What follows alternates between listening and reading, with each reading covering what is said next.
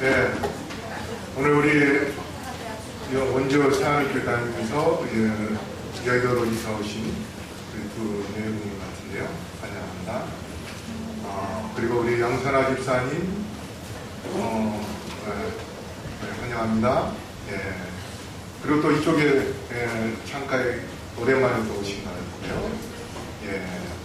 그 다음에 이쪽에 노원에서 또 부부 오신 것 같습니다. 환영합니다. 예. 자, 성령이 말하게 하라라는 제목으로 오늘 말씀을 드리려는데요. 우리 항상 읽었던 요한 3서 2절, 이 시작 처음 오신 분들, 우리 읽어볼까요? 시작. 사랑하는 자여, 내 영혼이 잘된 같이 내가 범사에 잘되고 강건하기를 내가 간구하노라. 그래서 우리가 이런 믿음을 갖고 살 때에 하나님께서 우리에게 분명히 축복을 주실 것입니다. 오늘 마태복음 10장 18절로 20절 말씀을 그대로 말씀을 드리려 합니다. 오늘 9월 첫째 안식일, 선교 안식이기 때문에 제가 말씀을 드리겠습니다. 우리 다시 읽어볼까요? 시작. 또 너희가 나를 인하여 총독들과 임금들 앞에 끌려가리니 이는 저희와 이방인들에게 증거가 되게 하려 하십니다. 너희를 넘겨줄 때에 어떻게 또는 무엇을 말할까 염려치 말라. 그 때에 무슨 말할 것을 주시리니 말하는 이는 너희가 아니라 너희 속에서 말씀하시는 자고 너희 아버지의 성령이시니라. 여기 보면 마지막 때에 핍박이 있을 것이다. 말씀을 하십니다. 마지막 때에 총독들과 임금들 앞에 끌려갈 것이다. 사실 그런 일이 이제 조만간에 일어나게 될 것입니다. 그래서 하이브에 그래 보면 마지막 때에 목회자들이 먼저 잡혀가고 또 우리 장로님들도 잡혀가고 그 다음에 또 집사님들도 잡혀가고 그럴 때에 누가 재림 기회를 전하는가 하면 어린이들이 재림 기회를 전하게 되는 그러한 때가 있을 것이다. 자, 여러 종교들이 지금 이 세상에 존재하고 있는데 그 종교들 중에서 가장 핍박받는 종교가 기독교랍니다. 기독교가 전 세계에서 가장 많이 핍박을 받는데 2013년도 10월 달에는 이라크의 한 교회에서 폭탄 테러가 있었는데 58명이 죽은 그러한 일이 있었습니다. 이라크 1,500만 기독교인이 옛날에 있었는데 지금은 40만 명밖에 안 됩니다. 약 40배가 줄어들었습니다. 전 세계의 22억의 기독교인 중에 3분의 1이 작게 크게 핍박을 받고 있답니다. 근데 이 기독교를 가장 핍박하는 종교가 어디냐? 무슬림의 극단주의자들입니다. 오늘날 지금 뭡니까? IS 이런 극단주의자들이 기독교 그 다음에 저기 이디오피아 그런 데도 보면은 많은 사람들을 죽이죠. 그래서 세계 기독교 박해 지수를 WWL이라고 하는데 이 박해 지수가 가장 높은 데가 지금은 중동, 북아프리카, 그 다음에 인도네시아, 또 아프리카 중에 또 케냐, 탄자니아 이런 데도 이디오피아 이런 데도 박해를 지금 많이 하고 있습니다. 근데 1970년대 이후에 박해가 가장 많이 증가된 곳이 라틴 아메리카이고 그 다음에 아프리카입니다. 라틴 아메리카는 천주교가 좀 강하죠. 그리고 아프리카는 이슬람 쪽이 강합니다. 그리고 아시아도 이슬람 쪽인데요. 박해가 이 3배가 증가되었답니다. 그런데 그렇게 박해가 심한데도 오히려 그 박해가 많아진 이유가 뭐냐면, 박해하면 할수록 교인이 줄어들어야 되는데 오히려 더 늘어나니까 계속 또 박해를 하는 겁니다. 그래서 박해 지수가 높아진 이유는 교인이 줄어들어서 늘어나는 것도 아니고요. 그 박해에서 줄어드는 것이 아니라 오히려 더 늘어났기 때문에, 그래서 하나님께서 때로는 박해를 허락하신 이유는 그 박해를 통하여 사람들이 너무 잔인하게 기독교를 죽이고, 그런데 그 기독교인들은 아무 말 없이 그저 무참하게 맞고 죽는 그 모습을 통하여서 저들이 믿는 신앙이 어떠하기를, 그래서 그 모습을 보고 무서워서 기독교에 발을 들여놓지 못하는 그러한 사람이 아니라 오히려 그걸로 인하여 사람들이 더 교회에 들어오는 것입니다. 그게 초기 기독교 시대에 로마가 사람들을 잡아서 원형극장에 사자 밥으로 내놓고, 그래서 어린아이들이 하얀 옷을 입고 노래하는 그 가운데 며칠 굶었던 사자들이 원형극장으로 뛰어 들어오면서 순식간에 그 어린 소녀들을 그냥 공중에서 분해시키듯이 비참하게 물어뜯어 죽이는 그런 장면이 카타콤에 숨겨라는 그 책에 나옵니다. 그런데 그 모습을 보면서 환희를 느끼는 로마 사람이 있는가 하면 오히려 반대로 왜 저 아이들이 저렇게 무서운 사자 앞에서도 두려워하지 않는가? 그 이유가 무엇인가? 바로 그들이 부활의 주님을 믿기 때문에 저렇게 담대하고 용기 있고 죽음을 두려워하지 않는구나. 그래서 로마 사람들이 더 많이 예수님을 믿게 된 것입니다. 중국도 하늘을 닮는 사람이라는 그 책에 보면요, 중국의 한 목사님이 정말 목숨을 내놓고 복음을 전하고, 그래서 감옥에도 들어간 그러한 그 이야기가 나옵니다. 제가 그 책을 보면서 감동을 받았습니다. 정말 마지막 때에 우리가 참 그리스도인이 되려면 이러한 신앙을 가져야 되겠구나 하는 그러한 마음을 갖게 해주는데, 지금 현재 중국의 기독교인 8,500만 명입니다. 그렇게 핍박하고, 지금도 얼마 전에 제가 핍박한 장면 보여드리죠. 직접 중국에서 선교사가 보내온 사진을 제가 한번 설교 시간에 보여줬는데, 그렇게 핍박을 받아도 더 많이 예수님을 믿고 예수 믿는 사람이 여기저기서 일어나고 있는 그러한 모습을 볼 수 있는데, 여러분, 이 핍박은 공포감을 주지만, 그러나 그 핍박으로 복음을 공포하는 효과를 가져옵니다.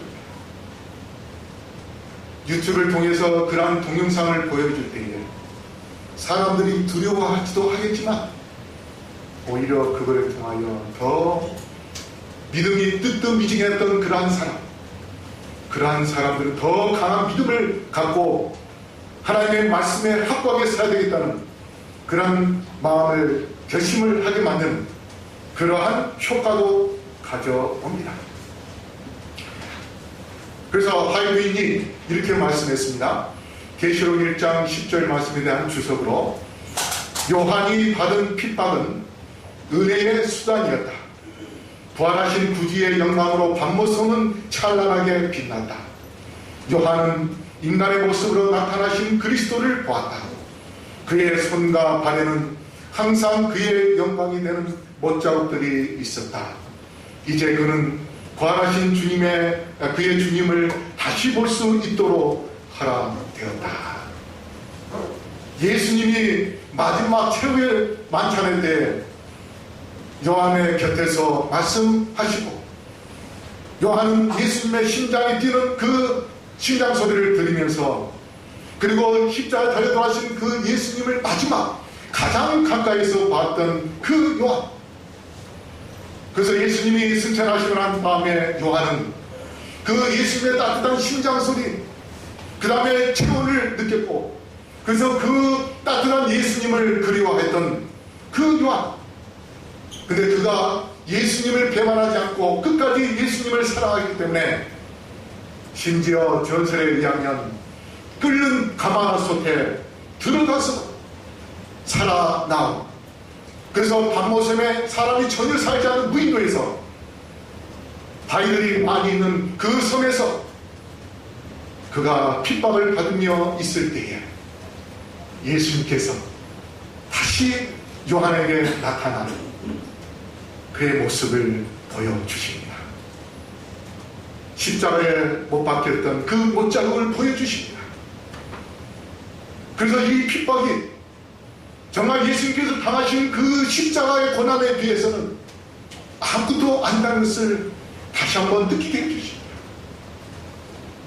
그리고 이 핍박을 견뎌서 승리하면 하늘에 들어갈 수 있음을 계시를 통하여 보여주셨어요. 문서전도인에게 보낸 본문의 67쪽, 우리 다 같이 읽어볼까요? 시작.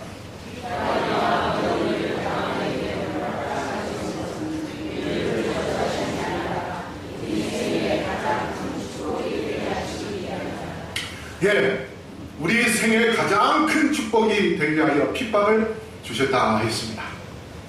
물론 핍박을 당해서 많은 사람들이 죽습니다. 그런데 끝까지 믿음을 통하여서 또 살아남은 자들은, 어떤 사람은 루마니아에서 감옥 생활을 몇십 년 한 사람도 있습니다. 근데 그가 자유롭게 또 풀려났어요. 공산주의가 무너지지 않았는데. 그래서 그가 온 세계를 다니면서 복음을 전하여 그를 통해서 수많은 사람들이 예수님을 믿는 그런 역사가 일어났습니다. 그 다음에 아까 제가 이야기했던 그 중국에서 하나님의 말씀을 전하다가 심지어는 감옥에서 죽을 뻔했던 그런 일도 여러 번 있었고, 그런데 하나님께서 감옥 문을 직접 열어주셔서 그가 나오게 되었습니다. 하나님이 직접 열어주셨어요. 그래서 그가 온 세계에 다니면서 복음을 전함으로 인하여 많은 영혼들이 그를 통해서 감동을 받고 예수님을 믿는 그러한 축복을 받게 되었습니다. 살아남는 이들 147쪽에 이스라엘 백성들이 애굽에서 핍박을 받도록 허락하신 것은 저희가 고생 가운데서 하나님께 돌아가 그의 의롭고 자비로운 통치를 택하고 그분의 요구에 순종하도록 하기 위함이었다. 하나님께서 이스라엘 백성들에게 핍박을 허락하신 그 이유가 하나님을 깨닫고 자비의 통치를 택하도록 하기 위하여 그렇게 하셨다 했습니다. 만약에 핍박이 없었다면, 고통이 없었다면 그들은 애굽에서 안주했을 것입니다. 그러면 이스라엘이라는 나라가 탄생하지도 않았을 것이고 모세의 오경의 역사가 또 기록되기가 거의 불가능할 일이었을 것입니다. 그러나 하나님께서 이스라엘 백성들에게 핍박을 허락하심으로 인하여 그들이 40년 동안 광야 생활을 하고 그 40년 광야 생활 속에서 만나를 매일같이 주울 수 있는 그런 기적을 경험했고, 반석에서 물이 나오는 그런 경험도 있고, 마라의 그 쓴물 강물로 만들어주신 하나님의 놀라운 능력을 체험하고, 그렇게 해서 가나안 땅에 들어갈 살아계신 하나님을 온 세계에 전하는 그러한 엄청난 역사를 이루게 해 주셨습니다. 그래서 핍박은 그 당시에는 고통스럽고 힘들지만, 그러나 이것이 우리에게 놀라운 축복이 될 수 있습니다. 그래서 하이브이는 실물 교훈에 우리에게 축복을 주실 때 하나님께서 고난이라는 가면을 씌우고서 주신다 했습니다. 근데 그 고난이라는 가면을 우리가 보고 믿음을 버리면 그 축복 덩어리는 우리의 것이 될 수 없지만, 그러나 믿음의 손으로 그 가면을 벗겨버릴 때에 그 속에 들어있는 하나님의 축복이 바로 나의 것이 된다고 말씀하십니다. 그 다음에 문서 전도에 보면 67쪽에 모든 시험을 대적하고 모든 시련을 견디는 것은 우리에게 새 경험을 얻게 하며 성품을 완성하는 일에 더욱 진보하게 하는 것이다. 네, 성품을 완성한다. 고난이라는 망치와 고통이라는 점으로 하나님께서 모난 품성들을 하나하나 깎아 다듬어 우리의 품성을 완성시킨 겁니다.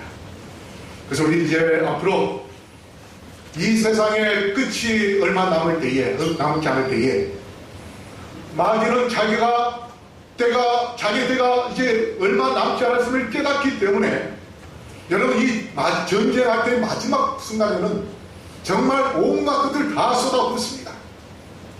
엄청난 그런 전쟁이 일어나게 됩니다. 그 전쟁 때에 우리에게 고통이 올 것입니다. 우리에게 핍박이 올 것입니다. 바로 그런 핍박을 당할 때에 우리가 어떻게 해야 되는가? 바로 우리를 위하여 십자가를 달려 들어가신 예수님을 바라보며 예수님을 생각하면서 그 핍박을 이겨낼 수 있게 될 것입니다. 그러므로 우리 성도 여러분, 마지막 때에 나에게 어떤 핍박이 올 때에 그 핍박을 인하여서 불평하기보다 오히려 십자가 예수님을 바라보면서 주님께 감사와 영광을 돌린다면 그 핍박은 능히 이길 수 있는, 그리고 우리에게 영원한 축복이 놓여진다는 것을 기억하게 되기를 간절히 바랍니다. 우리 마태복음 10장 19절 너희를 넘겨줄 때에 어떻게 또는 무엇을 말할까 염려치 말라. 그때에 무슨 말 할 것을 주시리니.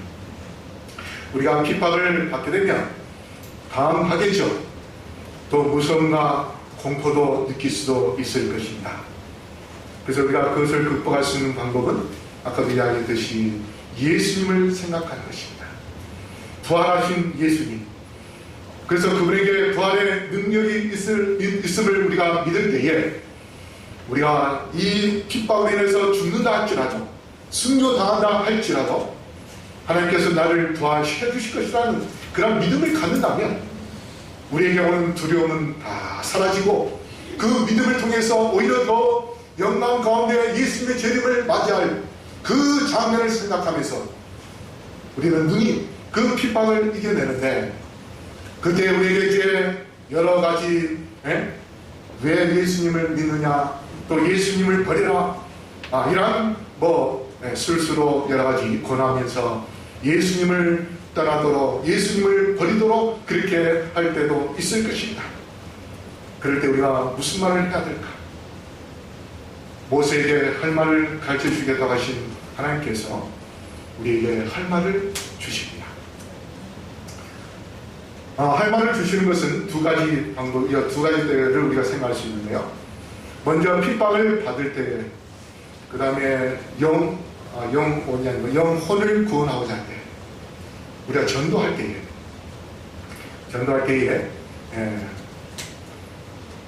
그러한 할 말을 주시는데, 하이픈의 글을 보면 우리가 평상시에 말씀을, 귀한 진리를 마음에 새기는데 열심을 내라고 말씀하십니다.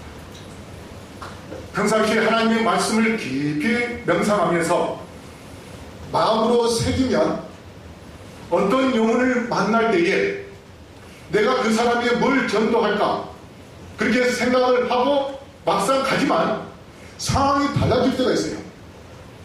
내가 생각했던 것과 전혀 다를 때가 있습니다.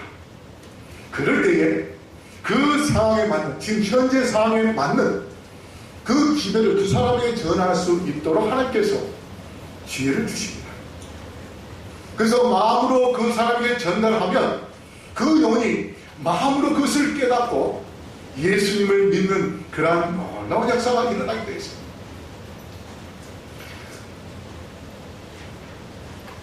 그래서 우리가 말씀을 찾을 때 어떤 다른 사람을 의지해서 빛을 찾기보다는 자기가 개인적으로 경험을 하며 정말 그 말씀을 우리의 생활 속에서 깊이 체험하는 그러한 체험을 하는 게 필요합니다. 성경책을 많이 외우는 게 중요한 것이 아니고 한 성경책을 우리가 안다 할지라도 그 말씀을 깊이 명상하는 게 필요합니다. 여러분, 이 시를 계속해서 외우다 보면 입으로 자연스럽게 나오겠죠. 근데 말씀을 체험하면 뭘로 나올까요? 마음에서 나옵니다. 옛날에 영국의 큰 교회에서 이런 일이 있었어요. 시편 23편을 가지고 성우가 한번 읽어주고 그 다음에 그 교회 담임 목사님이 또 한번 읽어주는 그런 시간을 갖게 되었습니다. 그래서 이 성우가 아주 좋은 목소리로 시편 23편을 읽었습니다. 여호와는 나의 목자시니 하면서 읽어줬어요. 다 읽고 나니까 그 목소리에 매료된 사람들이 박수를 쳤습니다. 큰 박수가 울려나왔어요. 목사님이 부담이 됐어요. 만약에 저런 박수가 안 나오면 어떻게 될까? 그래서 목사님이 기도한 마음으로 서서 또 읽었습니다. 여호와는 나의 자신. 그래서 다 읽고 끝났는데 누구도 박수를 안 치는 거예요. 그래서 이 목사님 지구멍이라도 들어가고 싶은 그런 심정이었어요. 그런데 그분이 읽고 내려올 때에 교인들이 뭐라고 이야기하냐, 목사님 그 시편에 정말 감동받았습니다. 전 교인들이 목사님의 그 경험에서 나오는 그 시편의 말씀을 읽어줄 때에 마음이 울린 그런 울림이 있었던 것입니다. 그래서 우리가 평상시에 하나님의 말씀을 입으로만 외우는 것이 아니라 우리의 생활 속에서 그 말씀이 우러나올 수 있도록 그렇게 외운다면 우리의 생활 속에서 그 말씀이 살아있는 말씀이 되고 감동이 되고, 그래서 그 말씀에 통하여서 마음이 움직이는 사람들이 예수님을 믿는 그러한 역사가 분명히 일어나는 것입니다. 그래서 우리가 하나님과 진리를 붙드는 그러한 시간을 갖는다면 사탄이 결코 우리를 방해하려고 하지만은, 그러나 그 방해에서부터 우리가 이겨서 우리 체험 속에서 놀라운 축복을 받게 될 텐데, 우리 성도 여러분, 그러기 위하여 우리가 핍박을 받는다든지 또 복음을 전하는 데 있어서 힘들고 어려울 때에 그리스도의 영광의 모습으로 우리의 눈을 고정시키는, 그래서 그 영광을 늘 깊이 생각하면서 우리가 이 핍박을, 이 어려움을 승리해 나아가 하늘에 들어갈 수 있는 그러한 주님의 백성들 되기를 바랍니다. 안식학교 권해는 공면 40쪽과 41쪽에 그리스도의 종들은 신앙으로 인해 시련을 받게 될 때 판에 받은 듯한 말을 제시하려고 준비하여서는 안 된다. 그들의 준비는 매일매일 하나님의 말씀의 고귀한 진리를 마음에 간직하고 그리스도의 가르침을 받아 먹고 살며 신앙을 증진시키는 기도를 통하여 이루어져야 한다. 그러면 시련을 당할 때라도 성령께서 들으러 오는 사람들의 마음을 움직여야 할 바로 그 진리를 생각나도록 하여 주실 것이다. 제가 이제 대학교 3학년 때에 그 장안동에 봉사대를 간 적이 있었는데요. 간호학생들하고. 근데 한 집을 방문하는데 갈 때마다 이제 우리가 삼육대학에서 설문조사를 왔다 해가지고 설문조사를 하는데 추운 겨울이었어요. 그때 크리스마스 때였습니다. 한 지하방에 보니까 화판 나무로 되어 있는 문 노크를 했어요. 어떤 아줌마가 문을 빼끔 열면서 얼굴만 이렇게 내니 어디서 하는 삼육대학에서 설문조사를 한다. 무엇 조사? 그래서 제가 질문을 했습니다. 이분이 대답을 잘 해주길래 시간도 좀 지나서 좀 더 남아있는데 안에 들어가면 어떻겠어요? 풀어라고 안에 들어갔더니 딸과 고등학교 다니는데 아마 저 딸을 처녀라고 해요. 그래서 이불을 깔고 딸하고 둘이 여성도서 앉아 있었던 것 같아요. 그래서 이제 들어가서 이런저런 그 설문을 다 마치고 난 다음에 제가 이제 기도를 했어요. 기도를 하는데 아주 젊은 사람이니까 우리가 일반적으로 기도하면 누구 먼저 기도해야 되겠습니까? 그 집에 아버지로서 기도해야 되지 않습니까? 그래서 제가 기도를 하는데 아버지로서 기도하가 안 나와요. 그래서 엄마를 위해서 기도하겠습니다. 그리고 딸을 위해서 기도하고 그 다음에 아들을 위해서 기도하는데 이분이 기도 중에 훌쩍훌쩍 우는 거예요. 그래서 제가 마음속으로 아버지를 위해서 마지막 기도를 해야겠다고 생각을 했다가 기도를 멈추고 안 하고 그냥 거기서 끝나고 사연을 듣고 싶었어요. 빨리 끝냈어요. 그러고 난 다음에 그분한테 왜 우시냐고 그랬더니 자기 남편이 이럴 때 교회 다니는 여자하고 바람 나오고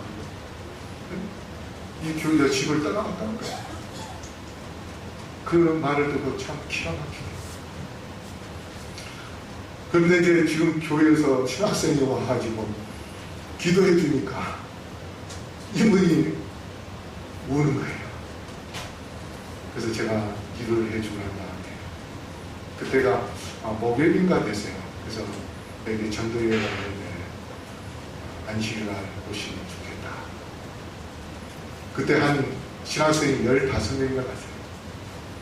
근데 15명이 일주일 동안 돌아다니면서 부도자를 데리고 오려고 힘썼지만 안식일 날 이분하고 그 딸만 교회에 참석을 했습니다.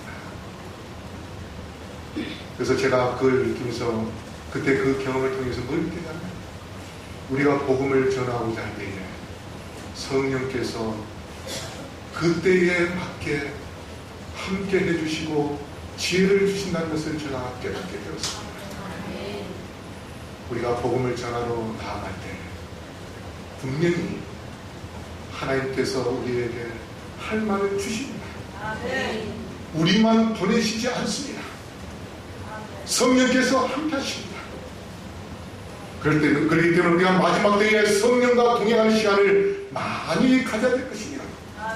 그렇게 하면 느림이 성령을 받아서 정말 그 느림이 성령을 통하여 엄청난 폭발적인 그러한 복음을 전하게 될 것을 믿게 되기를 간절히 바랍니다. 마태복음 10장 20절에 우리 다시 읽을까요? 시작. 말하는 이는 너희가 아니라 너희 속에서 말씀하시는 자 곧 너희 아버지의 성령이시니라. 저는 이 삼위의 역할에 대하여 이렇게 생각합니다. 우리가 이 성경 말씀을 볼 때에 아버지 하나님은 온 우주를 통치하시는 왕이시고 그 다음에 예수님은 이 지구를 위한 아직까지 이 지구는 죄덩어리이기 때문에 이 지구를 위한 대제사장으로서 지금 봉사하고 계십니다. 그가 왕으로서 즉위할 수 있지만 그분은 우리 때문에 왕으로 바로 즉위하지 않으시고 어디로 들어가셨어요? 성소로 들어가셨어요. 그래서 제사장으로서 대제사장으로서 우리를 위하여 봉사하고 계시고 성령은 이 땅에서 우리를 위하여 구속과 풍성을 완성시키기 위하여 일하고 계십니다. 그래서 성령께서 우리에게 핍박을 받고 어떤 시련을 당할 때에 우리에게 말씀을 주실 뿐 아니라 우리가 모나고 또 거짓을 하고 그 다음에 품성에 여러 가지 문제가 드러날 때에 성령께서 우리에게 음성을 주셔서 하나님의 말씀대로 살 수 있도록 깨닫게 해주면 그때 또 무릎을 꿇고 기도하고 그렇게 하면서 자신의 모난 것을 계속해서 깎아 나아가는 그런 경험을 하게 됩니다. 우리가 그런 경험을 될 때에 성령이 요한을 어떻게 했습니까? 요한계시록 21장 10절 다시 읽어봅시다. 시작. 성령으로 나를 데리고 크고 높은 산으로 올라가 하나님께로부터 하늘에서 내려오는 거룩한 성 예루살렘을 보이니. 여기 요한이 하늘나라에 들어가서 지금 예루살렘을 구경하는데 누가 데리고 갔다 했습니까? 성령께서 데려갔다 했습니다. 성령이 데려갔다는 것은 개체가 있는 것입니다. 그래서 그 개체가 실제적인 모습으로, 왜냐하면 요한이 하늘나라에 가서 예수님도 봤고 그 다음에 하이프인도 예수님을 직접 봤습니다. 왜냐하면 하늘나라에서는 더 이상 이 땅에서 모세가 하나님의 모습을 보고 싶어도 보지 못하는 그러한 세상이 아니라 하늘나라는 아버지 하나님도 아들 하나님도 성령님도 볼 수 있는 그러한 하늘나라이기 때문에 그곳에서 성령이 데리고 가는 그 경험을 통하여 요한이 성령을 직접 보았고 그 다음에 거룩한 성 예루살렘을 본 것입니다. 그래서 우리가 우리의 곁에 계시는 성령이 우리에게 아까도 우리 어린이 설교 때 모세 대신 아론을 통해서 말씀하신 것처럼 성령이 우리를 통해서 말씀하실 수 있기 때문에 우리가 아무 걱정 의심 없이 영혼을 만나 복음을 전하고자 한다면, 기도한다면 성령으로 말할 수 있는 그런 놀라운 경험을 할 수 있음을 기억하게 되길 바랍니다. 마태복음 10장 20절 다시 읽어볼까요? 시작. 또 너희가 내 이름을 인하여 모든 사람에게 미움을 받을 것이나 나중까지 견디는 자는 구원을 얻으리라. 성도들이 내가 여기나니 하는 그 말씀처럼 우리가 끝까지 견디면 결국은 승리하게 될 것입니다. 18세기의 나폴레옹이 사관생도로서 이제 교육을 받을 때에 한 교관이 이렇게 이야기합니다. 제군들 똑같은 지형 조건에서 똑같은 무기를 가진 두 군대가 싸운다 하자. 과연 어느 편이 이길 것인가? 그렇게 물을 때에 나폴레옹이 주저없이 이렇게 이야기했습니다. 마지막 5분까지 견디는 자가 이길 것입니다. 마지막 5분까지 견디는 자. 여러분, 이제 최후의 전쟁, 선악간의 대쟁투가 마지막 이제 다가오고 있습니다. 그런데 이 전쟁에서 승리할 수 있는 자는 마지막까지 견딘 자가 승리할 수 있음을 기억하시고, 여러분, 우리의 곁에서 성령께서 함께 하심을 잊지 않고 성령을 통하여 말하게 하는 그런 경험을 늘 가지고 있면서 성령을 통하여 승리하시고 주의 재림을 맞이하여 멸관을 받아쓰고 하늘에 들어가시는 우리 모든 성령들 되기를 바라면서 말씀을 마치겠습니다. 아버지 하나님, 마지막 때에 우리가 마귀로부터 핍박과 시련을 당한다 할지라도 아버지 성령의 능력을 의지하며 십자가를 바라보면서 승리할 수 있게 하여 주시옵소서. 성령께서 우리로 하여금 할 말을 주시겠다고 말씀하셨습니다. 아버지, 끝까지 성령의 능력을 의지하는 우리 모두가 되게 해 주시옵소서. 그리고 십자가, 예수님의 십자가를 바라보며 그 영광을 생각하면서 주께서 우리에게 주실 영원한 영광을 통하여서 우리 모두가 마귀로부터 능히 이길 수 있게 하여 주시옵소서. 때는 복음을 전하러 갈 때에 어떻게 말해야 할지 두려운 마음으로 나설 때가 있습니다. 그러나 오늘 약속의 말씀을 의지하고 우리가 담대히 나아감으로 성령께서 우리를 통하여 말씀하시는 그런 경험을 하게 하여 주시옵시며 놀라운 경험을 통해서 영혼들이 주님께 나올 수 있도록 축복하여 주시옵소서. 오늘 헌금을 드린 영들을 기억하시고 가정 가정에 축복하여 주시옵시며 이 헌금을 통해서 놀라운 구원의 역사가 일어날 수 있게 함께하여 주시옵소서. 이제는 예수 그리스도의 놀라운 은혜와 아버지 하나님의 다함없는 사랑과 성령의 교통하심이 여기 머리 숙인 영혼들에게 영원토록 함께하여 주시옵기를 우리를 지금도 사랑하시고 함께하기를 원하시는 예수 그리스도 이름으로 간절히 축원하옵나이다. 아멘.